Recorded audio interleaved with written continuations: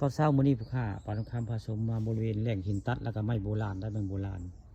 ซึ่งหน้านี่ก็เป็นหินตัดได้หลายหินตัดนี่หินตัดบ้านม่วงคำตำบลนาตาลอำเภอตะงอยทางขึ้นวัดผาพึ่งบ้านม่วงคำตำบลนาตาลอำเภอตะงอยมีหินตัดได้พี่น้องหินตัดสวยงามหลายได้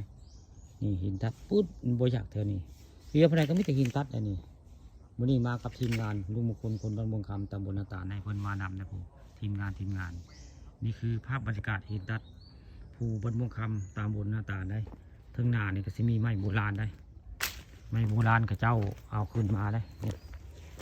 นี่คือเป็นไม้โบราณได้นี่ก็หินตัดนี่คือหินโบราณแหละนี่หินโบราณหินตัดบ้านม่วงคำตามบนหน้าตาลไม้นี่ก็ขึ้นมาตามพุงก็ได้นี่น้ำพัดน้ำไหลเนาะบริเวณน้ำพุงก็เขาเจ้าว่าวมีร่างทรงว่าวเขาเจ้าเข้าเทียมคนได้แทนม่วงคำแล้วว่าคนจะขึ้นมาคนจะขึ้นอยู่เทิงพี่ไม้อันนี้เจ้าของไม้อันนี้ก็เลยพากันเอารถแก่ขึ้นมาแต่น้ำพุงบ้านม่วงคำทาเพได้นี่ไม้โบราณนี่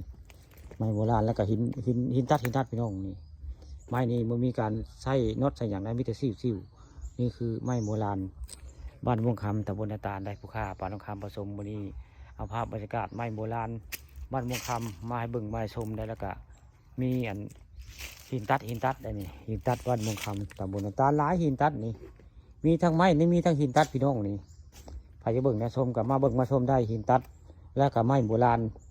บ้านม่วงคำตำบลนาตาลที่ทัดสวยงามพี่น้องในทางคืนวัดผาเพิ่งบ้านม่วงคำตำบลนาตาลได้ผู้ค้าปานทองคำมาชมวันนี้เอาภาพบรรยากาศหินตัดบ้านม่วงคำตำบลนาตาลมาให้เบิ่งมาให้ชมพี่น้องมากับทีมงานลุงมงคลนะผู้ลุงมงคลพูนบ้านม่วงคำเพื่อกับมานำได้มานำผู้ค้าวันนี้ทีมงานบริพารเดี๋ยวได้ไปใช้กับไปทำการเนาะนี่คือเป็นภาพบรรยากาศทิวทัศน์เสียวงามหินตัดบ้านม่วงคำตำบลนาตาลคักบรรยากาศ